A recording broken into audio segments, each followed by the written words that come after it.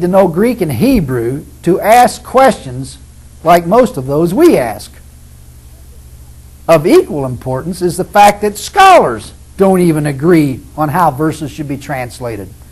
You could be the world's greatest Greek Hebrew scholar and still have experts disagree with your interpretations. So who's correct? If scholars agreed, there wouldn't be so many versions on the market with major differences. Fourth, another defense one can expect to face is the natural man argument. 1 Corinthians 2:14 says, quote, the natural man receiveth not the things of the Spirit of God, for they are foolishness unto him. Neither can he know them, for they are spiritually discerned, unquote. In other words, until you adopt a particular mindset, a certain mentality, you will not see the Bible as true. The only thing biblicists are saying with this circular argument is that if you accept it as true, you'll see it's true. And if you see it's true, you'll accept it as true. Fifth, a defense as circular as the natural man argument is the let Scripture interpret Scripture ploy, according to which you can only interpret the Bible accurately by seeing the overriding theme, a theme which believers already believe. This defense is nothing more than a self-fulfilling strategy of picking and choosing passages throughout Scripture which support a preconceived notion, while ignoring or rationalizing away those that don't. 6. Another defense that is often used falls under the label of what is known as Pascal's wager, one of the most famous. You better believe it. You never know. It might be true. Don't take any chances. Be on the safe side. It goes without saying that anyone who believes something for that reason, and that reason alone, would be a hypocrite of the highest magnitude. Apparently, he's trying to fake out God. But even more importantly, you'd have to believe thousands of religions simultaneously just to be on the safe side, because you could never be sure of which one taught the truth, if any. Why focus only on Christianity, unless, of course, you've already been indoctrinated? Many beliefs of different religions are diametrically opposed. How, for example, could I be a Muslim and a Christian simultaneously, when one of them says that Trinitarians, that is, people who believe in the Trinity, are guilty of blasphemy and condemned? Because a dichotomy, a contradiction is present, and one excludes the other, a gamble is unavoidable. All Christians are gambling, not only with respect to which denomination is correct, but with respect to whether or not one should even be a Christian to begin with.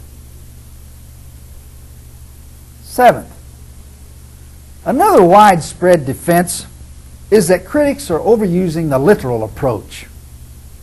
You have to realize there are symbolic meanings and metaphors, is the common refrain. This defense is usually employed when the common sense interpretation of the natural meaning of the words creates an obvious inaccuracy or an absurdity. Although a valid defense in some instances, it's nearly always employed for no other reason than to escape a mess. The problem doesn't lie with the adoption of an excessively literal method by biblical critics, but with the repeated abandonment of the literal interpretation by biblicists when they begin to feel the pinch.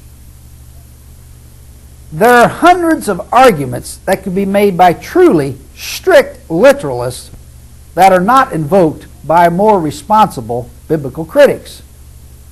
For example, Genesis 3:20 says, quote, Adam called his wife's name Eve, because she was the mother of all living, unquote. Except for a few people in the book of Genesis, Eve was not the mother of all living. Genesis 7:11-12 says, quote, "The windows of heaven were opened, and the rain was upon the earth 40 days and 40 nights, unquote. A strict literalist could argue that this means heaven has real windows. Matthew 16:19 says, "And I will give to you the keys of the kingdom of heaven."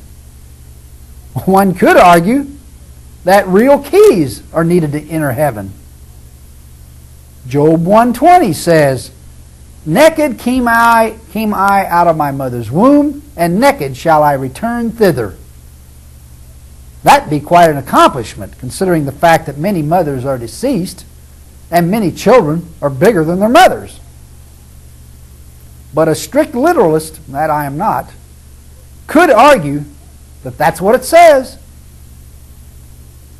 In 1 Corinthians 4:17, Paul says, "For this cause I have sent to you Timotheus, who is my beloved son."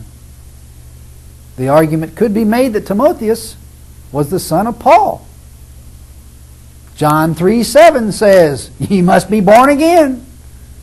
A strict literalist could argue that you must re-enter the womb and be born again according to the Bible.